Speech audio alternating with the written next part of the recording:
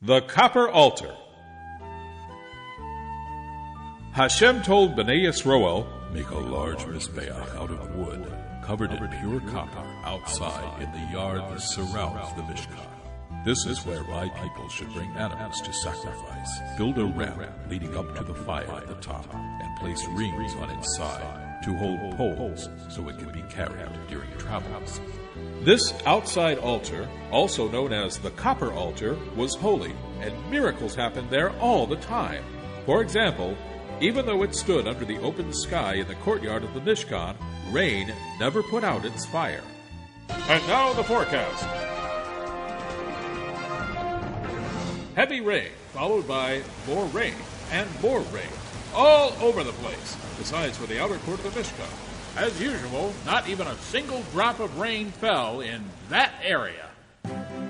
Your weather forecast every 15 minutes on SNN, Shazak News Network.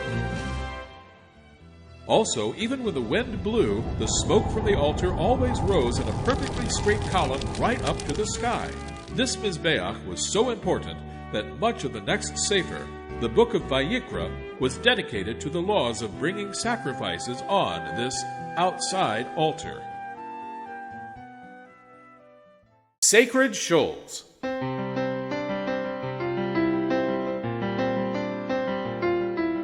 Although today we don't have a Mishkan or a Beis HaMikdash, we do have a miniature Beis HaMikdash. In fact, we have many of them. Our great rabbis tell us that every synagogue in the world is a Mikdash Me'at, a mini holy temple, and should be treated with the same respect as Bnei Yisroel had for the portable Mishkan in the desert and the Beis HaMikdash in Jerusalem.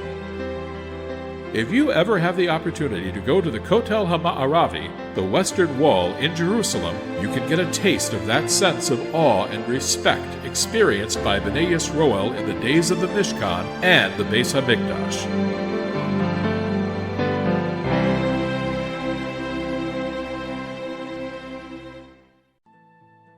Holy Homes. It's not just the shul that is a mini Mishkan / Beis HaMikdash. Our homes are as well. Here are some similarities between the two, our homes and the Beis HaMikdash.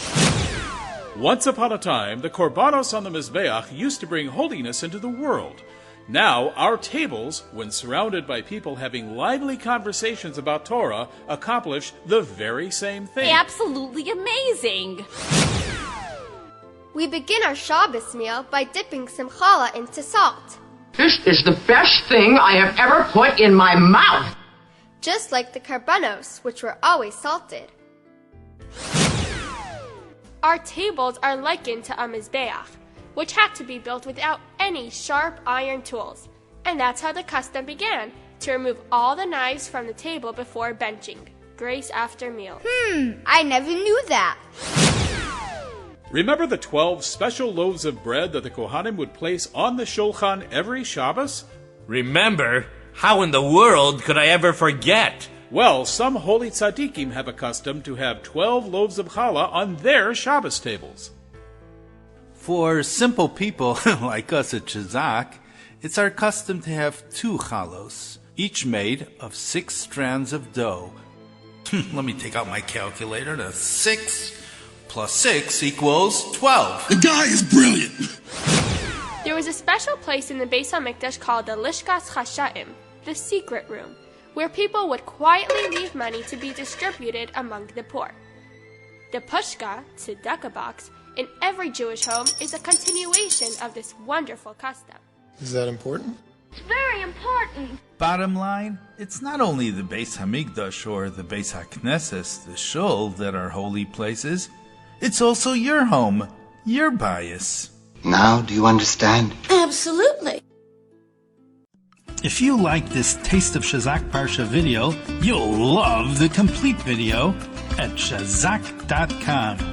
You'll also get amazing Parsha quizzers, puzzles, Parsha on a page, and the Parsha post.